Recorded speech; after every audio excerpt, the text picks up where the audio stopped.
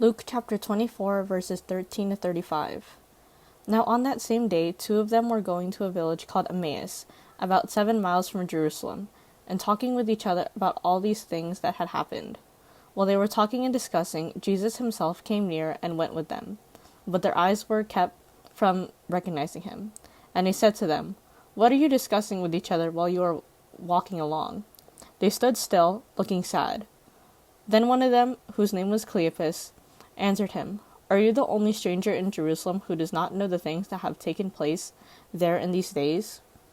He asked them, "What things?" They replied, "The things about Jesus of Nazareth, who was a prophet mighty in deed and word before God and all the people, and how our chief priests and leaders handed him over to be condemned to death and crucified him. But we had hoped that he was the person to redeem Israel.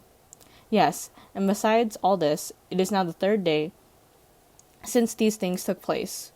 Moreover, some of our women of our group astounded us. They were at the tomb early this morning, and when they did not find his body there, they came back and told us that they had indeed seen a vision of angels who said that he was alive.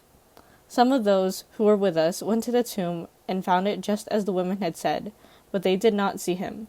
Then he said to them, "Oh, how foolish you are, and how slow of heart to believe that all the prophets have declared.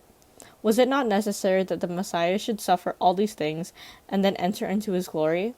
Then beginning with Moses and all the prophets, he interpreted to them the things about himself in all the scriptures.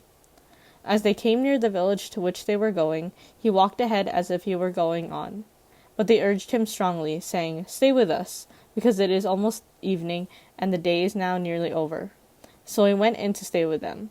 When he was at the table with them, he took bread, blessed it, and broke it, and gave it to them. Then their eyes opened, and they recognized him, and he vanished from their sight. They said to each other, "Were not our hearts burning within us while he was talking to us on the road, while he was opening the scriptures to us?" That same hour they got up and returned to Jerusalem, and they found the 11 and their companions gathered together. They were saying, "The Lord has risen indeed, and he has appeared to Simon." Then they told what had happened on the road and how he had been made known to them in the breaking of the bread.